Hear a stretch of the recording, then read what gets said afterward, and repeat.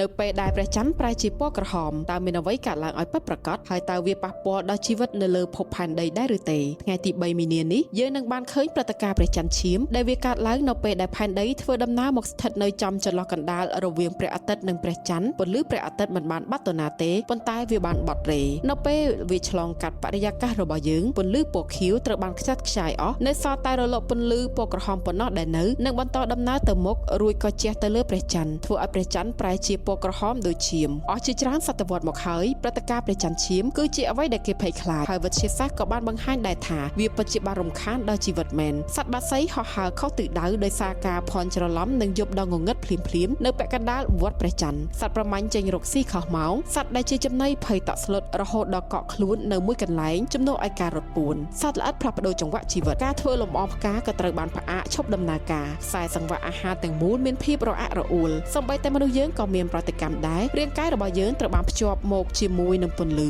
នៅពេលដែលវាប្រែប្រួលដំណេកត្រូវបានរំខានអរម៉ូនប្រែប្រួលនិងភាពភ័យព្រួយក៏កើនឡើងចំណូលទឹកសមុទ្រក៏កើនឡើងខ្លាំងជាងមុនបន្តិចក្រោមឥទ្ធិពលនៃភពដែលប្រែប្រួលនិងទាញពង្រីកមហាសមុទ្រនិងឆ្នេរសមុទ្រប៉ុន្តែប្រហែលជាគ្រោះថ្នាក់ពិតប្រាកដមិនមែនមកពីព្រះច័ន្ទនោះទេគ្រប់ព្រះច័ន្ទឈាមក្នុងប្រវត្តិសាស្ត្រតែងតែត្រូវបានបន្តដោយការភ័យខ្លាចភាពវឹកវរនិងអំពើហិង្សាវាមិនមែនមកពីមេឃប្រែពណ៌នោះទេប៉ុន្តែមកពីមនុស្សជឿថាវាជាប្រផ្នូលនៃរឿងអាក្រក់ដូច្នេះនៅពេលអ្នកសម្លឹងទៅមើលព្រះច័ន្ទពណ៌ក្រហមឆ្អៅចូលដាស់តឿនខ្លួនឯងថាតើព្រះច័ន្ទឈាមគឺជាបណ្ដាសាដែលចារលើមេឃឬគ្រាន់តែជាកញ្ចក់ឆ្លុះបញ្ចាំងពីភាពវឹកវរដែលមាននៅក្នុងខ្លួនយើងស្រាប់